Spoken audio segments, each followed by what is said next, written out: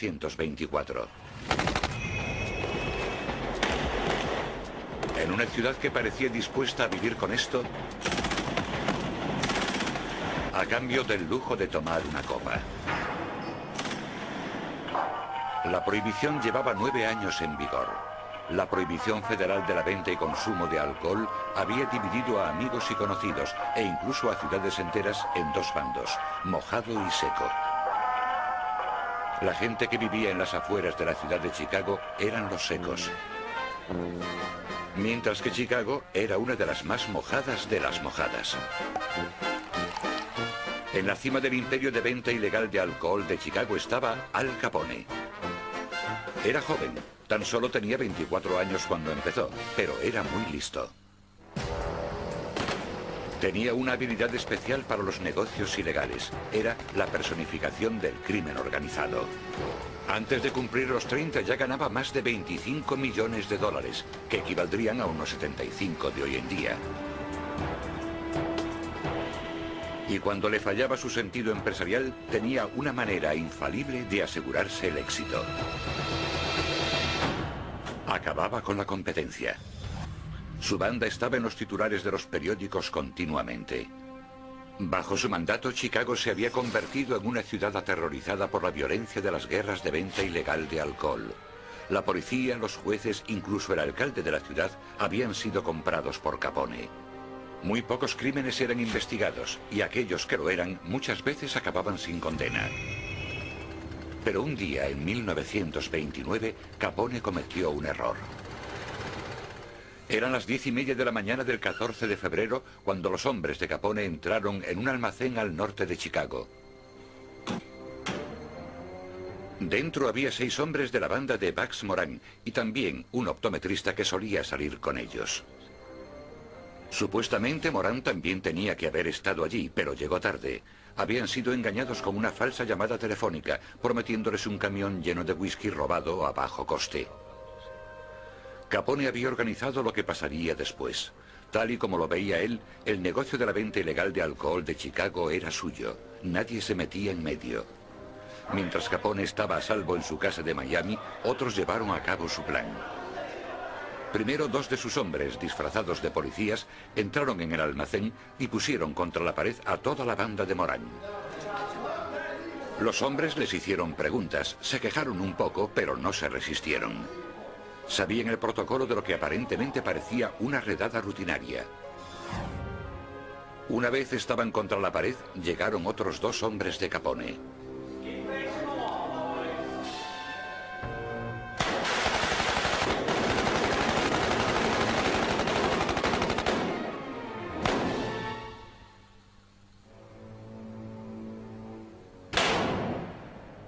Fue uno de los crímenes más brutales de toda la historia de Chicago.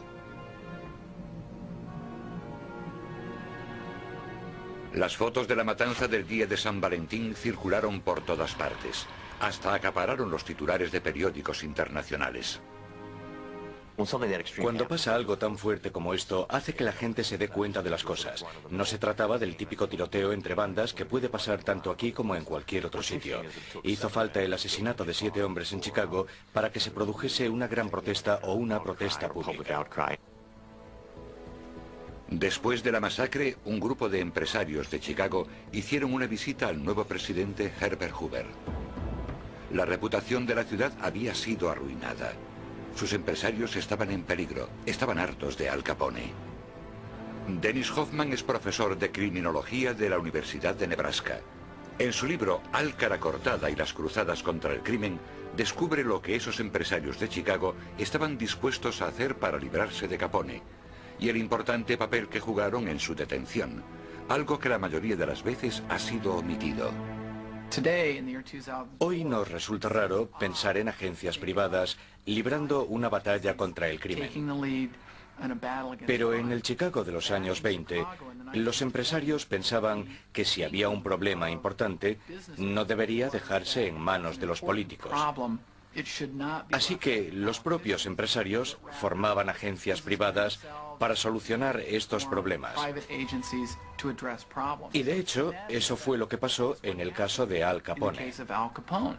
Destacaban sobre todo 6 nombres: Frank Loesch, de la Asociación del Colegio de Abogados de Chicago; Samuel Insull, dueño de la empresa Commonwealth Edison; Julius Rosenwald, presidente de Sears Roebuck; Robert Isham Randolph, presidente de la Cámara de Comercio; Edward Gore, uno de los fundadores de la Comisión contra el Crimen de Chicago; y George Paddock, agente de bolsa. Antes de la masacre eran empresarios. Ahora estaban a punto de convertirse en miembros de un grupo parapolicial. Más adelante, un artículo periodístico los bautizará como los 6 misteriosos. La mayoría de los 6 misteriosos eran acérrimos republicanos, así que obviamente simpatizaban con el presidente Hoover. Armados con las fortunas que habían amasado y sus contactos políticos, los 6 hombres tenían reuniones clandestinas. Con valentía y prudencia, al estar en juego la seguridad de sus familias, continuaron reuniéndose en secreto. Por el momento, Capone tenía otras preocupaciones. Había oído que 2 amigos, John Scalise y Albert Anselme, planeaban matarlo para tomar el control del imperio de venta ilegal de alcohol. Capone celebró una cena para demostrar a los miembros de su banda lo que les hacía a los traidores. Se rió y bebió con los 2 hombres, y entonces, después de cenar, cogió un bate y se puso a dar vueltas en torno a la mesa.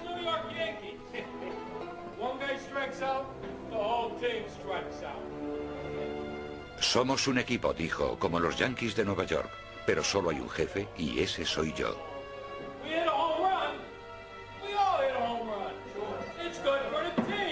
Cuando llegó junto a los 2 hombres, levantó el bate y los golpeó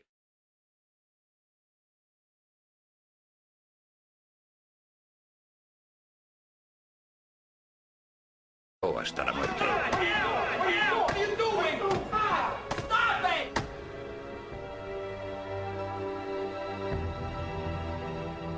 Era un comunicador eficaz. En el despacho oval, el presidente Hoover llamó al secretario del Tesoro, Andrew Mellon, para su ritual diario de ejercicio matinal y conversación. Y le preguntó lo mismo que le preguntaba todos los días: ¿has detenido ya a ese tal Capone? Aún faltaban meses para el crack de la bolsa, que supuso el comienzo de la Gran Depresión en el país. Hoover no era nada tonto. Puede que fuera nuevo en la presidencia, pero sabía que para tener éxito tenía que tener contentos a los líderes industriales de la nación. Además, la prohibición había sido idea suya y fue una de las razones por las que le habían elegido presidente. Quería a Capone entre rejas, casi tanto como sus electores de Chicago. El secretario del Tesoro, Mellon, había ideado un plan de ataque sobre 2 flancos. Había enviado a Chicago a 2 grupos de agentes del Tesoro. Ambos grupos entrarían en contacto con los 6 misteriosos cuando llegaran a la ciudad. Para entonces, los 6 tenían $1 millón en su fondo de lucha contra el crimen, que estaría a disposición de los agentes cuando les hiciera falta. Elliot Ness y sus intocables perseguían a Capone por violar la prohibición. Mientras Ness acaparaba los titulares de los periódicos, el otro grupo de agentes trabajará en secreto para infiltrarse en la banda de Capone e intentarán sacar información a los propios hombres de Capone sobre su forma de llevar el negocio. El agente especial Frank Wilson será el encargado de clasificar la información y las pruebas. El agente Mike Malone arriesgará su vida intentando infiltrarse en la banda de Capone. Su tapadera la inventaron en las oficinas centrales. Mike sería un matón de poca monta de Filadelfia.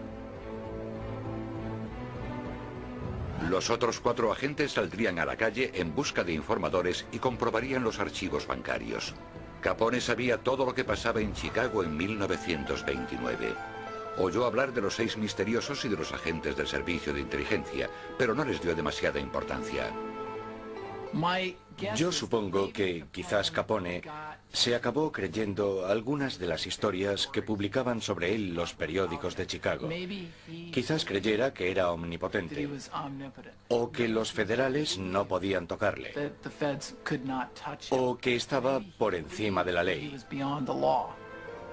Le molestaba que los intocables hicieran redadas en sus destilerías, pero esos agentes nunca podrían presentar cargos contra él. Él se había asegurado de eso.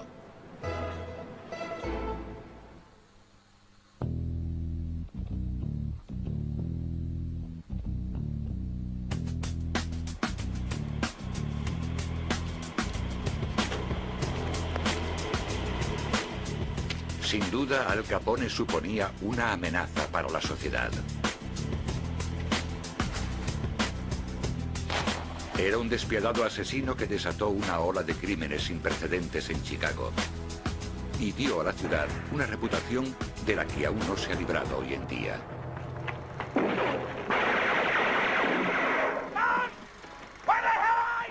Pero esto no explica por qué las películas y los programas de televisión continúan fantaseando con su imagen, o por qué hay gente que aún cree que es un héroe popular.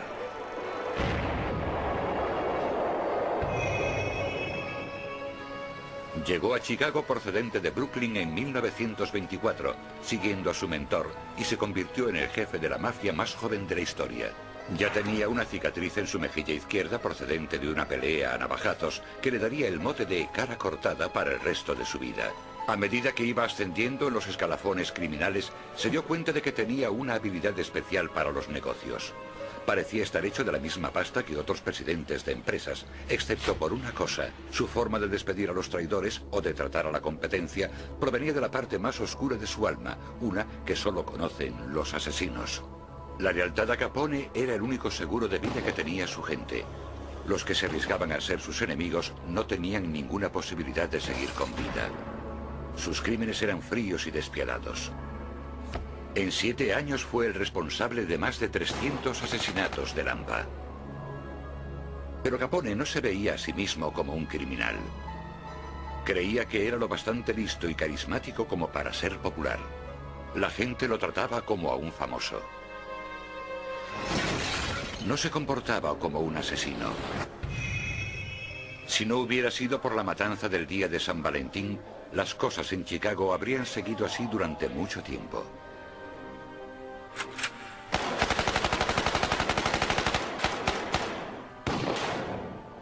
Pero una vez estuvo claro que Al Capone estaba detrás del brutal asesinato en serie, la ciudad que él creía suya se volvió contra él. A finales de 1924, los 6 misteriosos, los empresarios de Chicago convertidos en grupo parapolicial, estaban progresando en su plan para librarse de Capone. Cada miembro tenía sus motivos para querer a Capone fuera de Chicago. Frank Leach, un cristiano devoto y superviviente del gran incendio de Chicago, lo veía como un servicio público. George Paddock, futuro miembro del Congreso de Estados Unidos, estaba preocupado por el efecto que tendría en los pobres. Robert Isham Randolph había mandado tropas en la Primera Guerra Mundial y veía esto como otro tipo de guerra. Colectivamente sus motivos eran sencillos. Creían que con Capone y su banda sueltos la ciudad no era un lugar seguro. Las cosas empezaron a salirles bien. Iniciaron una campaña secreta para conseguir que otros empresarios contribuyeran económicamente en su lucha contra el crimen. Se reunían regularmente con los agentes federales que el presidente había enviado a Chicago. Elliot Ness y los intocables preparaban abiertamente la acusación por violar la prohibición, mientras que los agentes del servicio de inteligencia trabajaban de incógnito, arriesgando sus vidas en busca de pruebas de algo que en principio parecía casi cómico: evasión de impuestos. A algunas personas les parecerá gracioso que Al Capone fuera detenido por evasión de impuestos, pero esto simplemente demuestra lo difícil que era acusarlo de otros crímenes. Los testigos acababan siempre muertos. Y había otra dificultad. A la gente de Chicago le gustaba el alcohol. Capone era su proveedor. No tenían ganas de que lo detuvieran. Si los federales cogían a Capone acusándole de violar la prohibición, este caso sería juzgado en 2 lugares. Sería juzgado en los tribunales, pero también sería sometido a un juicio público. Lo mejor era acusarle de evasión de impuestos, porque el contribuyente medio entendía la detención de un ciudadano que había eludido su responsabilidad a contribuir al bien general de la sociedad. Los 6 agentes secretos de la IRS asignados al caso Capone solían reunirse en una salita de una oficina de correos de Chicago. No eran hombres comunes y corrientes. Eran del tipo de personas que tienen el valor de pasar por una puerta sabiendo que hay gente armada al otro lado, y también la habilidad de saber identificar hasta la prueba más pequeña. No todo el mundo puede buscar en libros e informes, Y no todo el mundo tiene el valor de pasar por una puerta. Para ser realmente efectivos, los agentes del Departamento de Investigación Criminal tienen que ser capaces de saber hacer estas dos cosas. Los agentes recorrieron las calles. Poco a poco se iban abriendo camino hacia Capone. Uno de los agentes encontró a una prostituta que trabajaba en uno de los burdeles de Capone, que accedió a ser su informadora. Frank Wilson, el jefe de la investigación, tenía a otro, el dueño de un circuito de carreras con Capone. Se llamaba Eddie O'Hare. Arriesgando su vida, O'Hare jugó en ambos bandos. Eddie O'Hare había estado trabajando en Chicago con la mafia de Capone durante años y entonces colaboró por motivos personales. Yo creo que en parte porque quería lavar su imagen y en parte porque quería que su hijo fuera a la Academia Naval de Annapolis y obviamente sabía que no dejarían entrar allí al hijo de un socio del crimen organizado. Así que contactó con el IRS y empezó a cooperar con ellos como informador confidencial para el caso de evasión de impuestos, proporcionándoles información de distinto tipo y gran parte de ella fue crucial para la investigación. El agente Mike Malone eligió el trabajo más arriesgado de todos, porque si lo pillaban sería asesinado. Se alojó en el Hotel Lexington, la oficina central de Capone, y con el dinero de los 6 misteriosos empezó a hacerse amigo de la banda. Una noche la banda invitó a Malone a una de las fiestas de Al. Malone estaba preocupado. Había oído lo que Capone le había hecho a los traidores en una de sus fiestas. Y se había descubierto quién era Malone. Decidió esconder una pistola en su cinturón por si acaso.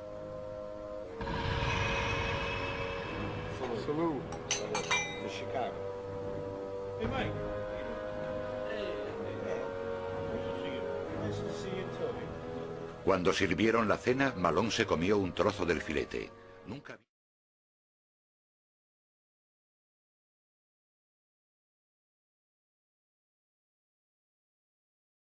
probado un filete tan especiado. Y se atragantó. Y entonces su pistola se cayó de la funda que tenía en el cinturón, pero afortunadamente nadie lo vio. La pistola acabó sobre sus piernas y pudo volver a colocarla en su sitio antes de que nadie viese que la tenía.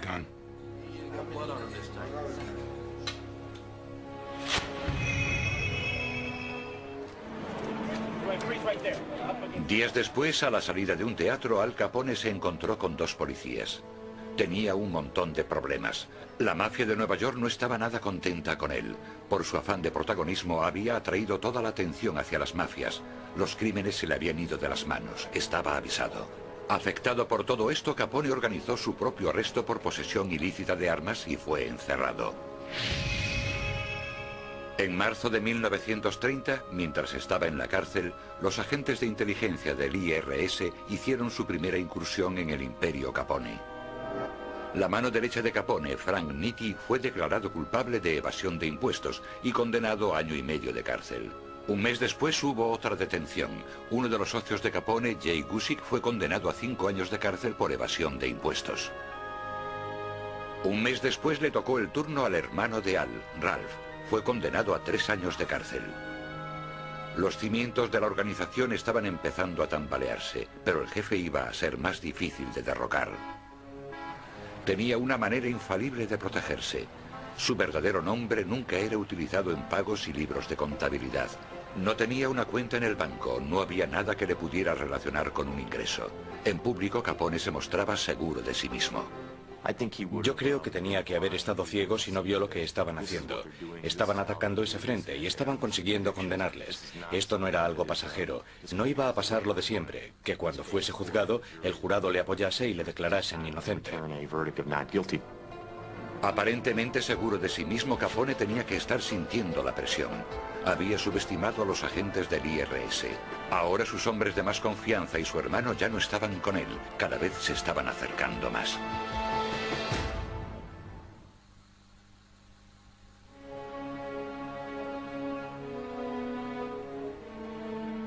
En marzo de 1930, los 6 misteriosos hicieron el siguiente movimiento para intimidar a Capone. Uno de los miembros de los 6 misteriosos era Frank Loes. Estaba en los 6 misteriosos y también era jefe de la Comisión contra el Crimen de Chicago. La Comisión contra el Crimen de Chicago, un organismo de control privado, publicó una lista de enemigos públicos con los nombres de los 28 peores criminales de Chicago. Varias veces durante el año siguiente, Al Capone se ganará su puesto de enemigo público número 1. El gángster, que siempre reivindicaba su legitimidad, era ahora públicamente nombrado la persona más peligrosa de Chicago. Yo creo que ser un gángster debe de ser algo muy complejo en lo que se refiere a la personalidad. Por un lado, estás involucrado en actividades ilegales. Estás quebrantando la ley de todas las formas posibles. Estás metido en violencia, etcétera, etcétera, etcétera. Por otro lado, por tu propia autoestima, probablemente te guste caer bien a la gente, ser respetado en cierto sentido. A nadie le gustaría que sus hijos creyeran que su padre era un gángster, sino que se dedicaba a otra cosa, a poder ser buena.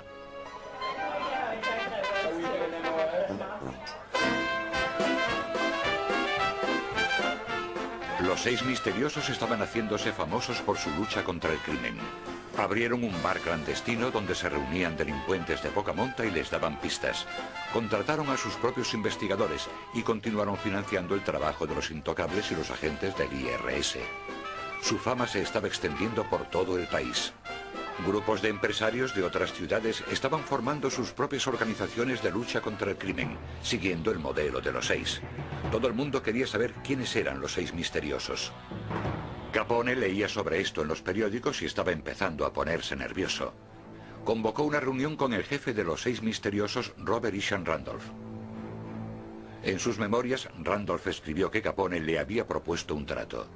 Si los 6 misteriosos lo dejaban en paz, limpiaría Chicago completamente. Randolph se negó. Eran malos tiempos para Capone. El mundo de la mafia estaba cambiando. Había un nuevo alcalde en Chicago con un nuevo departamento de seguridad del Estado que no podía ser comprado.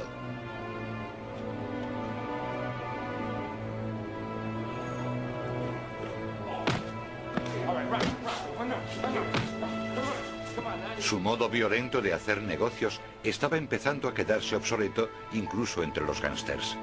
Y ahora lo estaban amenazando con encerrarlo durante mucho tiempo. Capone estaba quedándose sin opciones. Llamó a su abogado y organizó otro encuentro, esta vez con el jefe de los servicios de inteligencia del IRS, Frank Wilson. Capone quería hacer un trato. Estaba dispuesto a pagar al fisco cerca de $1,5 millones si abandonaban la investigación y no le procesaban. Pero Wilson no estaba interesado. Al salir del despacho, Capone se paró junto a él y le susurró al oído: ¿Qué tal está su mujer, Wilson? Cuídese mucho. Wilson se tomó la amenaza muy en serio. Sabía lo que Capone era capaz de hacer. Pero tal y como él lo veía, los agentes del IRS no necesitaban hacer un trato con Capone. En The Hawthorne Smoke Shop había pruebas irrefutables de su culpabilidad y estaban a punto de salir a la luz. Mike Malone fue el primero que oyó hablar de ellas, una noche que estaba tomando copas con uno de los hombres de Capone. «Esos agentes no son tan listos», dijo el gángster. Le habló a Malone de un libro de contabilidad que la policía había confiscado en una redada en una casa de apuestas ilegal de Capone llamada The Hawthorne Smoke Shop. Estaban ahí, justo delante de sus narices tenían todas las pruebas que necesitaban para cazar a Capone. Frank Wilson será quien encuentre esas pruebas. Estaba terminando un día de 18 horas de trabajo, revisando los libros de contabilidad de las redadas de la policía, esperando encontrar uno en el que apareciese el nombre de Capone. Había decidido dejarlo por ese día, pero entonces encontró algo que no había visto antes. Era el libro de contabilidad de un estanco, de Hawthorne Smoke Shop, que servía de tapadera para una casa de apuestas. En una de las páginas encontró el nombre Al, y a su lado una cantidad, $17.500. El libro de contabilidad de Hawthorne fue crucial en el caso porque contenía pruebas directas de que Al Capone estaba recibiendo dinero. Los miembros del jurado lo entienden mejor si ven las hojas y alguien les explica que pone que se ha realizado el pago de una cantidad y que esa persona ha recibido la cantidad, pero que no consta en ninguna declaración fiscal. Ahora Wilson tenía que relacionar a Capone con el Al del libro de contabilidad. Tenía un par de ideas. Había mandado a agentes del servicio de inteligencia a buscar muestras de la escritura de más de 1000 gángsters de Chicago en informes policiales y registros electorales. Entonces comparó las muestras con la letra del libro de contabilidad y encontró una coincidencia. El nombre del cajero era Leslie Shanway. Llamó a su informador Eddie O'Hare para ver si O'Hare sabía dónde estaba Shanway. Eddie, do you know Leslie Shanway? Si podían encontrar al cajero, tendrían a Capone. Localizaron a Shanway en un canódromo en Florida y encontraron a otro cajero de Capone, Fred Reese. Ahora tenían a 2 personas que podrían testificar contra Capone. Pero había una dificultad. No había ningún programa federal de protección de testigos. ¿Cómo podría mantenerlos con vida? Entonces los 6 misteriosos dijeron, vamos a hacer lo que tengamos que hacer. Y financiaron esta actividad. Y en cierto modo formaron como un pequeño ejército privado que luchaba contra los mafiosos de la misma manera que luchaban entre ellos. Mientras los agentes de inteligencia preparaban el caso contra Capone, a la oficina de Wilson llegó una carta del abogado de Capone, Lawrence Mattingly. Contenía un informe anual de los ingresos de Capone de los últimos 5 años. Capone, cuya fortuna ascendía a más de 25 millones de dólares, estaba dispuesto a declarar haber ganado 226.000 en 4 años.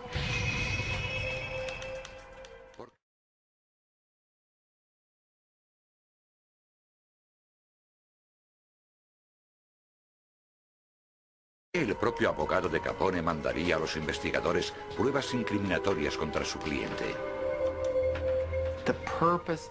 El propósito de esa carta era que Mattingly y Capone aclarasen sus deudas fiscales fuera de los tribunales.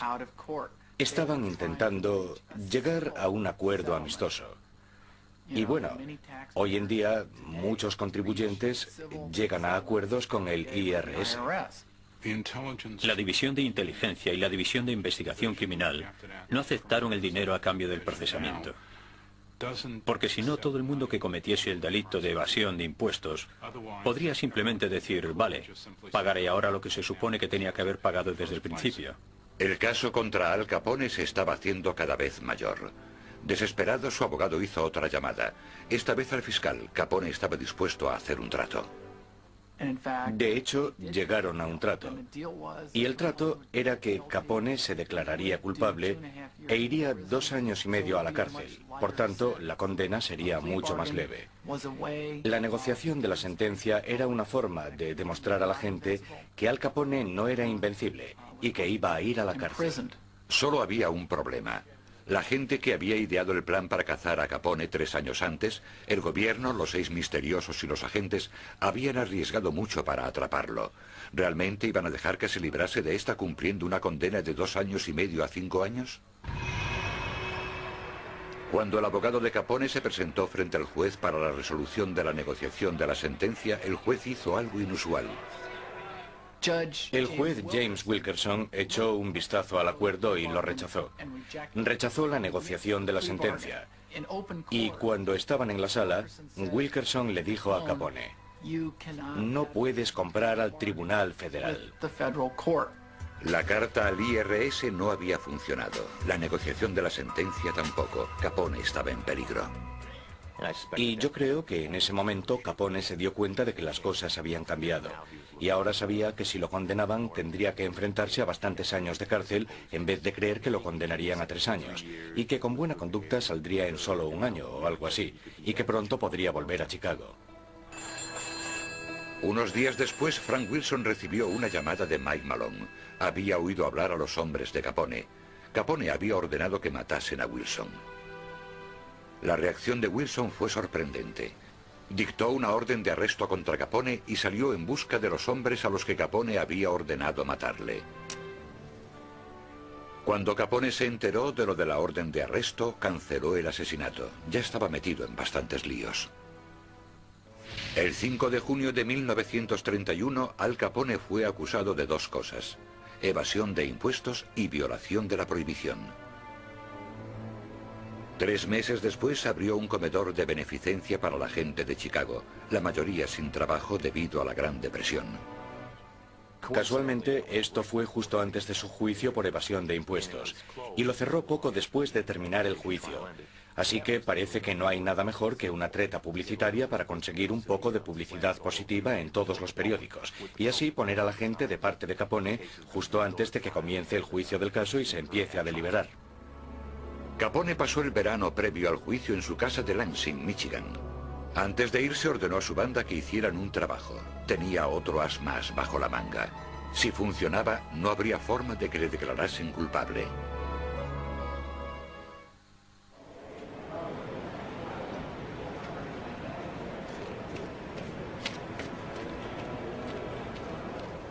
Frank Wilson, agente de los servicios de inteligencia, llegó al juzgado del condado de Chicago el 6 de octubre de 1931 por la mañana temprano.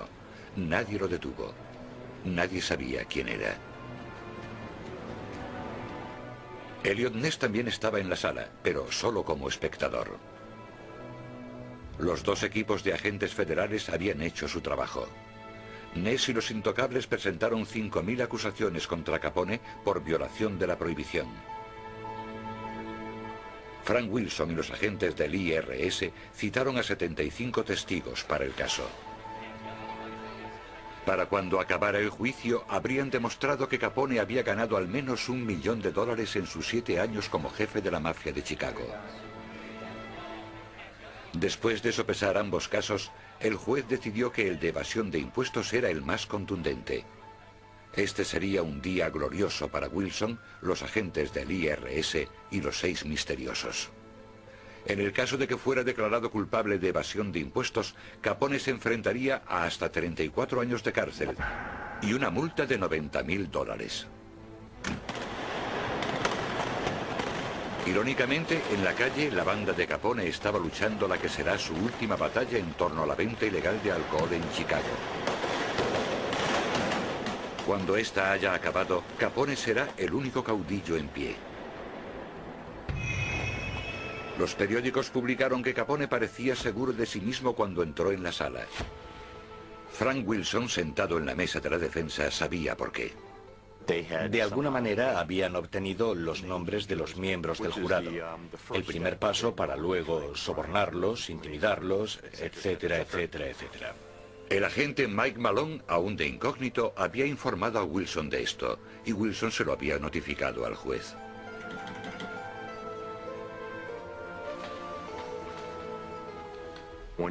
Cuando el juez Wilkerson se enteró de esto, decidió cambiar las listas del jurado. Cambió la lista de su sala con la de otro juez, y llegó un grupo de gente totalmente nuevo, otros miembros del jurado diferentes, y esto debió de ser una auténtica sorpresa para Capone y sus hombres, que estaban intentando sobornar al jurado. El juicio de Capone siguió adelante con un nuevo jurado, con el que los periódicos se divirtieron mucho. Parecía cosa de justicia divina que el hábil Al Capone tuviera que ser juzgado por un grupo de campesinos vestidos prácticamente con andrajos. Había 3 pruebas clave. La carta del abogado de Capone estimando los ingresos de Capone en $50.000 al año durante 4 años y el testimonio de los 2 testigos principales, los cajeros de Capone, Reese y Shanway. Los abogados de Capone parecían haber sido pillados por sorpresa con la acusación de evasión de impuestos. Consiguieron que unos corredores de apuestas testificaran lo mucho que Capone había perdido, pero esto era prácticamente irrelevante. A pesar de todo, Capone mantuvo la compostura, pareciendo casi desinteresado en determinados momentos. Capone no tuvo ninguna reacción visible durante el juicio. Quiero decir, una vez más, esto es lo que pasa cuando eres un gángster. Es parte del trabajo. Siempre van a ir detrás de ti, y en este negocio, sobre todo, es importante no perder los nervios y no demostrar que te han pillado.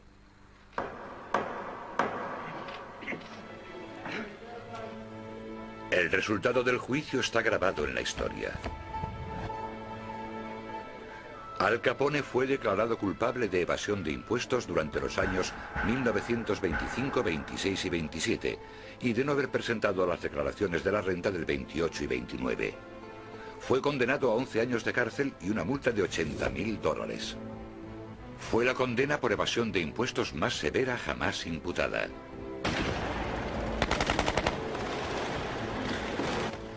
La evasión de impuestos puede parecer un final pobre para uno de los gángsters más crueles de todos los tiempos, pero cumplió su función.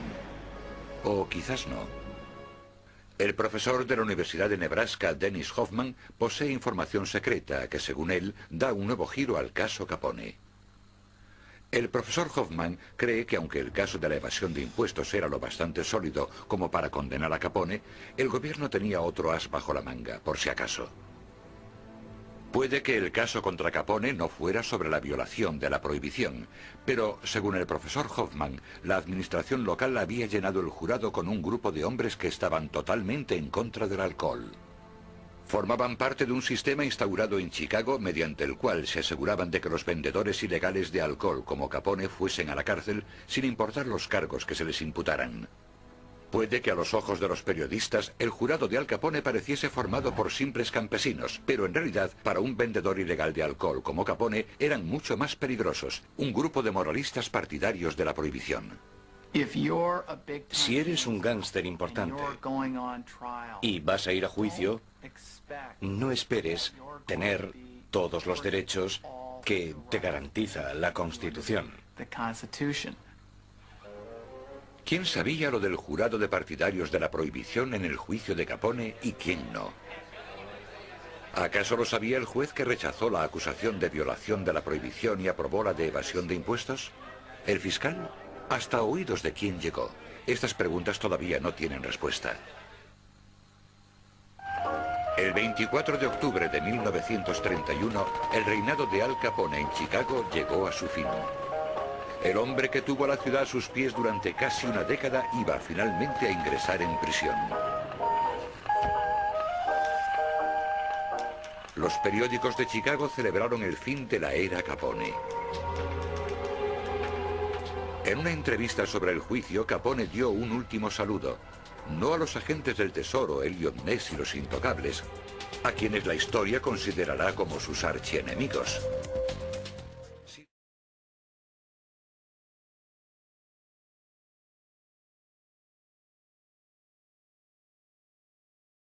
A los empresarios de Chicago a los que él respetaba, los 6 misteriosos. Yo creo que la contribución principal de Elliot Ness y los Intocables fue atentar lo más posible contra la fuente de ingresos principal de Al Capone. No secaron Chicago, no eliminaron totalmente la habilidad de Capone para producir alcohol o ganar dinero, pero dificultaron sus actividades, entorpecieron sus operaciones. Pero al final todo eso fue secundario comparado con la acusación por la que le condenaron, la evasión de impuestos.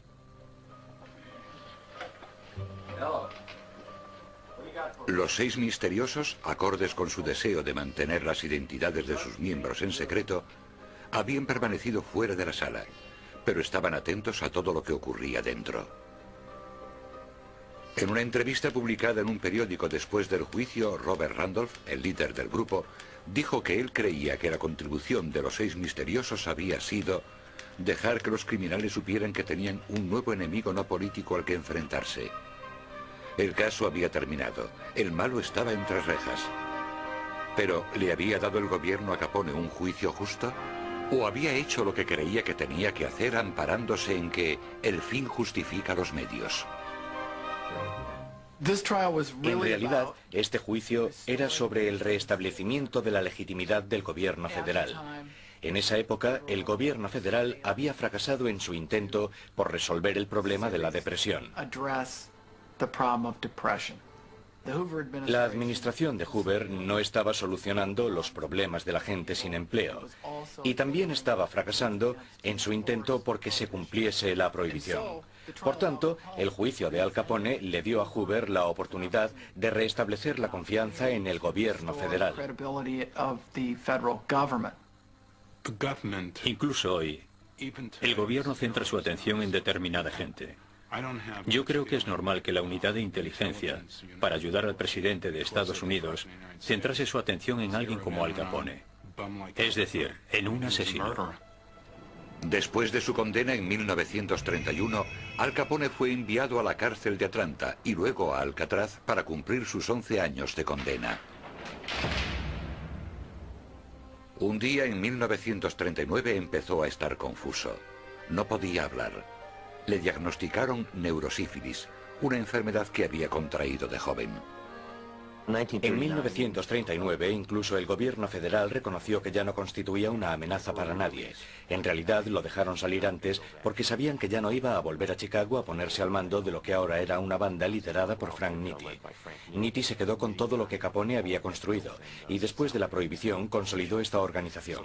Entonces Capone no suponía en absoluto un peligro público. Su mujer y su único hijo, Sonny, lo llevaron a su mansión de Florida, donde murió de un ataque al corazón el 25 de enero de 1947. Tenía 48 años. Tras la condena de Capone, muchos norteamericanos contactaron con el IRS, ansiosos por pagar los impuestos que debía su delincuente. La cantidad recaudada fue superior al $1.000.000. En 1968, la ley del Sistema Federal para la Selección del Jurado estipuló que los miembros del jurado serían elegidos de listas de censo electoral para evitar sistemas como el de los miembros del jurado partidarios de la prohibición. La gente del crimen organizado aprendió mucho del juicio de Capone. Las lecciones que ellos aprendieron de todo esto fueron tratar de pasar desapercibidos, permanecer en la clandestinidad y no contarle a todo el mundo que eres un criminal y te dedicas a trapichear.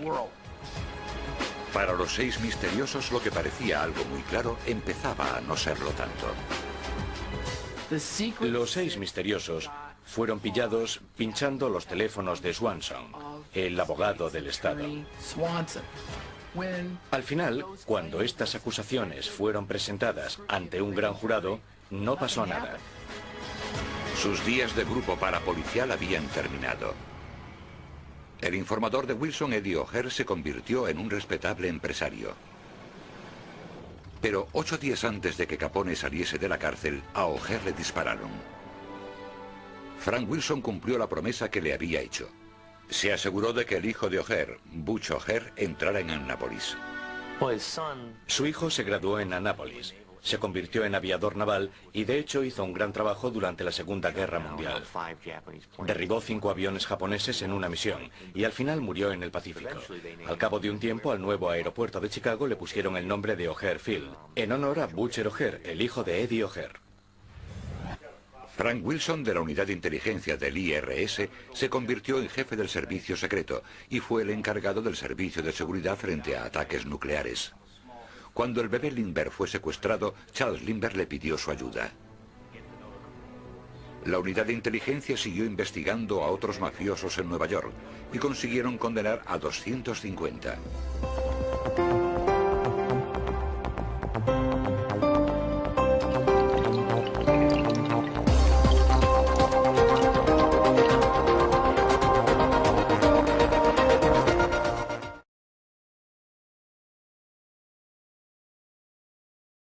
Privadas para solucionar estos problemas. Y de hecho, eso fue lo que pasó en el caso de Al Capone. Destacaban sobre todo 6 nombres: Frank Loesch, de la Asociación del Colegio de Abogados de Chicago; Samuel Insull, dueño de la empresa Commonwealth Edison; Julius Rosenwald, presidente de Sears Roebuck; Robert Isham Randolph, presidente de la Cámara de Comercio; Edward Gore, uno de los fundadores de la Comisión contra el Crimen de Chicago; y George Paddock, agente de bolsa. Antes de la masacre eran empresarios. Ahora estaban a punto de convertirse en miembros de un grupo parapolicial. Más adelante, un artículo periodístico los bautizará como los 6 misteriosos. La mayoría de los 6 misteriosos eran acérrimos republicanos, así que obviamente simpatizaban con el presidente Hoover. Armados con las fortunas que habían amasado y sus contactos políticos, los 6 hombres tenían reuniones clandestinas. Con valentía y prudencia, al estar en juego la seguridad de sus familias, continuaron reuniéndose en secreto. Por el momento, Capone tenía otras preocupaciones. Había oído que 2 amigos, John Scalise y Albert Anselme, 1924. En una ciudad que parecía dispuesta a vivir con esto, a cambio del lujo de tomar una copa. La prohibición llevaba 9 años en vigor. La prohibición federal de la venta y consumo de alcohol había dividido a amigos y conocidos, e incluso a ciudades enteras, en 2 bandos, mojado y seco. La gente que vivía en las afueras de la ciudad de Chicago eran los secos. Mientras que Chicago era una de las más mojadas de las mojadas. En la cima del imperio de venta ilegal de alcohol de Chicago estaba Al Capone. Era joven, tan solo tenía 24 años cuando empezó, pero era muy listo. Tenía una habilidad especial para los negocios ilegales. Era la personificación del crimen organizado. Antes de cumplir los 30 ya ganaba más de 25 millones de dólares, que equivaldrían a unos 75 de hoy en día. Y cuando le fallaba su sentido empresarial, Las cosas. No se trataba del típico tiroteo entre bandas que puede pasar tanto aquí como en cualquier otro sitio. Hizo falta el asesinato de 7 hombres en Chicago para que se produjese una gran protesta o una protesta pública. Después de la masacre, un grupo de empresarios de Chicago hicieron una visita al nuevo presidente Herbert Hoover. La reputación de la ciudad había sido arruinada. Sus empresarios estaban en peligro, estaban hartos de Al Capone. Dennis Hoffman es profesor de criminología de la Universidad de Nebraska. En su libro Al cara cortada y las cruzadas contra el crimen, descubre lo que esos empresarios de Chicago estaban dispuestos a hacer para librarse de Capone, y el importante papel que jugaron en su detención, algo que la mayoría de las veces ha sido omitido.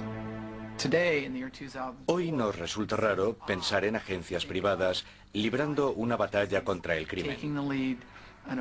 Pero en el Chicago de los años 20, los empresarios pensaban que si había un problema importante, no debería dejarse en manos de los políticos.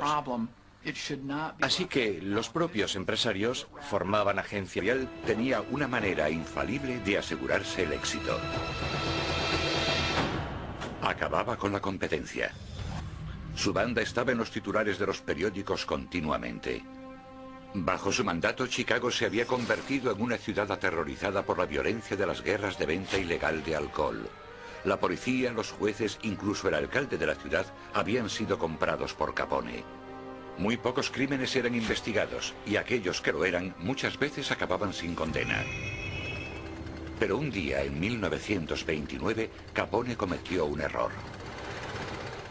Eran las 10:30 de la mañana del 14 de febrero cuando los hombres de Capone entraron en un almacén al norte de Chicago.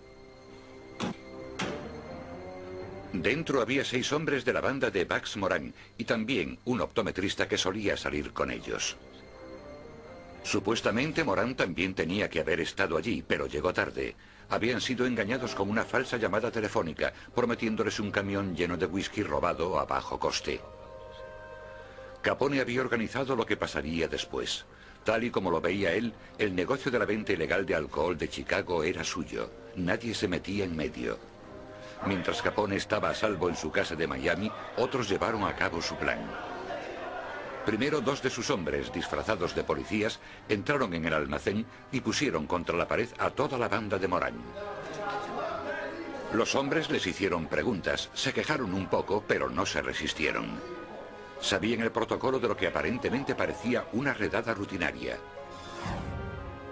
Una vez estaban contra la pared, llegaron otros 2 hombres de Capone.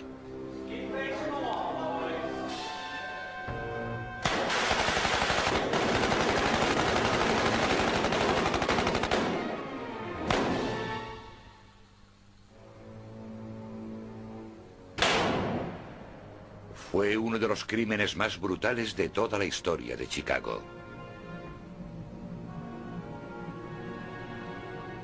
Las fotos de la matanza del día de San Valentín circularon por todas partes.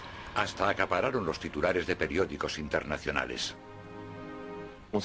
Cuando pasa algo tan fuerte como esto, hace que la gente se dé cuenta de